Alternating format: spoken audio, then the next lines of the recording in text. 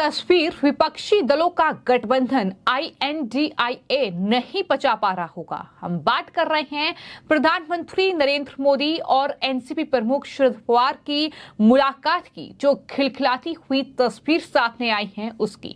दरअसल शरद पवार ने विपक्षी गठबंधन के साथ खेला कर दिया है। नमस्कार, स्वागत है आपका द न्यूज पर। मैं हूं आपके साथ शिप्रा सैनी। प्रधानमंत्री नरेंद्र मोदी का पुणे का दौरा और वहां पर उन्हें लोकमान्य तिलक पुरस्कार से सम्मानित किया गया, लेकिन इसके साथ एक दिलचस्प तस्वीर एनसीपी चीफ शरद पवार के साथ प्रधानमंत्री नरेंद्र मोदी की नजर आई। दरअसल शरद पवार ने कांग्रेस पार्टी शिवसेना के नेताओं को नजरअंदाज करते हुए उन्होंने प्रधानमंत्री नरेंद्र मोदी से मुलाकात की। बड़ी खबर यह है कि कांग्रेस पार्टी के नेता शरद पवार के पीछे भागते रहे, लेकिन शरद पवार प्रधानमंत्री से मुलाकात करने और उनके साथ मंच साझा करने के लिए पुणे पहुंच गए। और खबर यह भी आई कि दरअसल नए विपक्षी गठबंधन ने शरद पवार ने गठबंधन दलों की मांग को ठुकराया और प्रधानमंत्री से मुलाकात की है। तमाम नेता गठबंधन के उनसे मिलना चाहते थे। INDIA के जो नेता हैं वो शरद पवार से मुलाकात करके उन्हें मनाना चाहते थे कि वो प्रधानमंत्री के साथ मंच साझा ना करें, लेकिन शरद पवार नहीं माने और उन्होंने प्रधानमंत्री नरेंद्र मोदी के साथ मंच साझा करके राजनीतिक तौर पर एक बड़ा खेला कर दिया है। वहीं दूसरी बड़ी खबर यह है कि पुणे में प्रधानमंत्री नरेंद्र मोदी को लोकमान्य तिलक पुरस्कार से सम्मानित किया गया, लेकिन प्रधानमंत्री ने ये अपना पुरस्कार देश के 140 करोड़ की जनता को दरअसल समर्पित कर दिया है। प्रधानमंत्री ने ये बड़ी घोषणा कर दी है कि वो अवार्ड की राशि जो है वो नमामि गंगे प्रोजेक्ट में दी जाएगी। इसका ऐलान प्रधानमंत्री की ओर से किया गया है। प्रधानमंत्री ने क्या कुछ कहा है, सुनिए। साथियों, जब कोई अवार्ड मिलता है तो उसके साथ ही हमारी जिम्मेदारी भी बढ़ जाती है। आज जब उस अवार्ड से तिलक जी का नाम जुड़ा हुआ हो तो दायित्व बोध और भी कई गुना बढ़ जाता है। मैं लोकमान्य तिलक नेशनल अवार्ड को 140 करोड़ देशवासियों के चरणों में समर्पित करता हूं।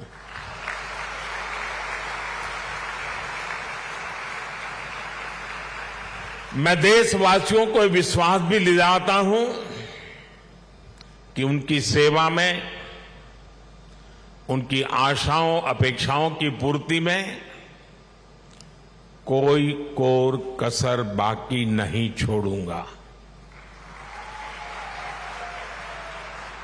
जिनके नाम में गंगाधर हो, उनके नाम पर मिले इस अवार्ड के साथ जो धनराशि मुझे दी गई है वो भी गंगा जी को समर्पित कर रहा हूं। मैंने पुरस्कार राशि नमामि गंगे परियोजना के लिए दान देने का निर्णय लिया है। साथियों, भारत की आजादी में लोकमान्य तिलक की भूमिका को, उनके योगदान को कुछ घटनाओं और शब्दों में नहीं समेटा जा सकता है।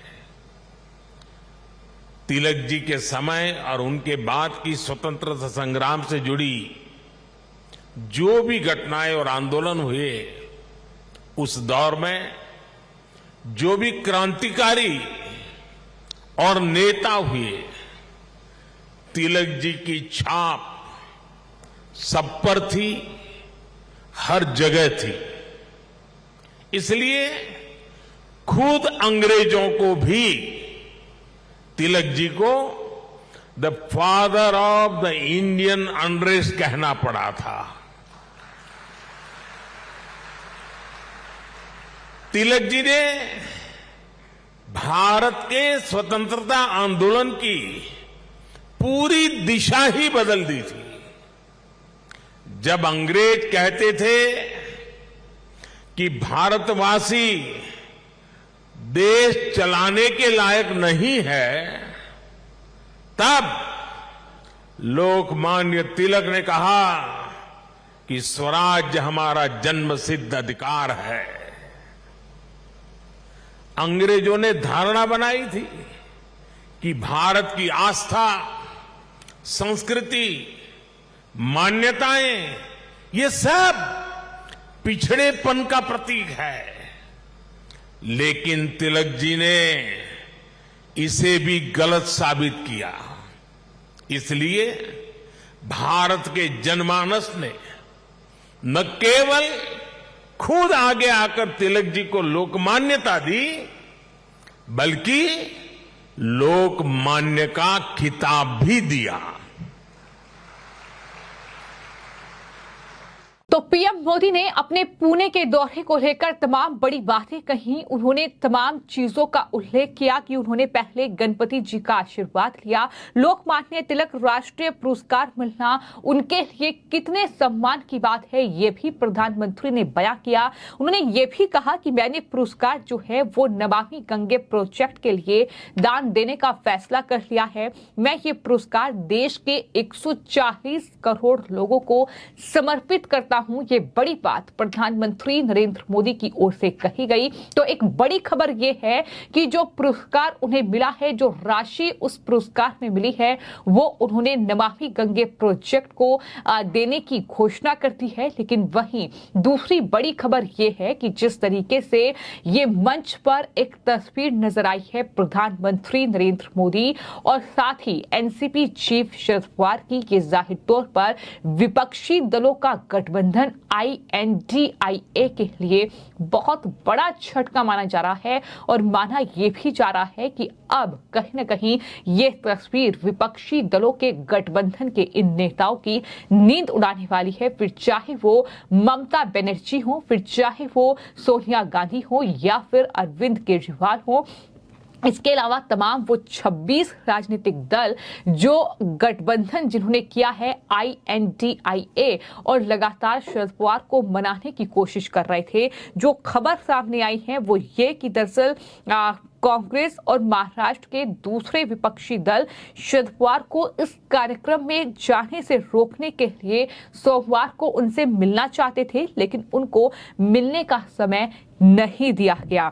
इस खबर में शरद पवार के एक समर्थक के हवाले से ये जानकारी दी गई है कि शरद पवार लोकमान्य तिलक राष्ट्रीय पुरस्कार समारोह में शामिल होने जा रहे हैं। शरद पवार दरअसल रविवार को ही दिल्ली से पुणे पहुंच गए, यानी सोमवार को ये मीटिंग होनी थी, लेकिन शरद पवार एक दिन पहले ही पुणे पहुंच गए। उन्हें इस कार्यक्रम में शिरकत करनी थी। उन्होंने जो INDIA ये गठबंधन है, इसके नेताओं की बात भी नहीं मानी। और सबसे बड़ी बात ये है कि एनसीपी में फूट के बाद ये पहला मौका है जब शरद पवार और प्रधानमंत्री नरेंद्र मोदी एक ही मंच पर नजर आए हैं, क्योंकि एनसीपी में फूट पड़ चुकी है। और फिलहाल स्थिति ये है कि एनसीपी के जो नेता हैं अजीत पवार, वो महाराष्ट्र में जो सत्ताधारी गठबंधन है उसका हिस्सा है, यानी वो एनडीए के साथ हैं। और साथ ही शरद पवार ने इस तरीके से अब मंच साझा करके वो क्या संकेत देना चाहते हैं,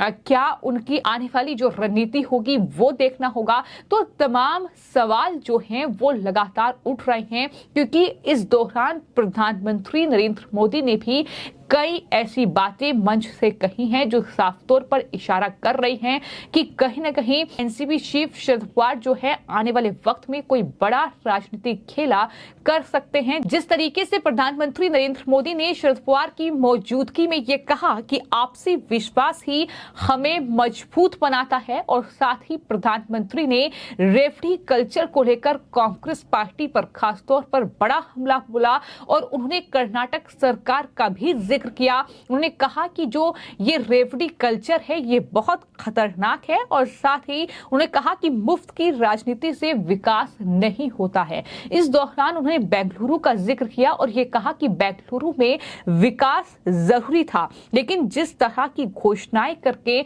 वहां पर सरकार बनाई गई है, जब कोई पार्टी अपने निजी स्वार्थ के लिए सरकार की तिजोरी खाली करती है तो उससे सबसे ज्यादा नुकसान जो है वो राज्य को ही होता है। पीएम मोदी ने यह भी कहा कि सरकार तो वहां पर बन जाती है लेकिन लोगों का भविष्य जो है वो खतरे में पड़ जाता है। तो इस तरीके से कर्नाटक में कांग्रेस पार्टी की सिद्धरमैया सरकार पर पीएम मोदी ने बड़ा हमला खोला और एक तरीके से रेवड़ी कल्चर को भी उन्होंने एक बार फिर से आड़े हाथों लिया है। इन तमाम विपक्षी पार्टियों को जो कहीं ना कहीं फ्री के वादे करके सत्ता पे काबिज हो रही है, फिर चाहे वो आम आदमी पार्टी हो, फिर चाहे वो कर्नाटक में कांग्रेस पार्टी की सरकार हो, जो इसी कड़ी में अब आगे बढ़ रही है।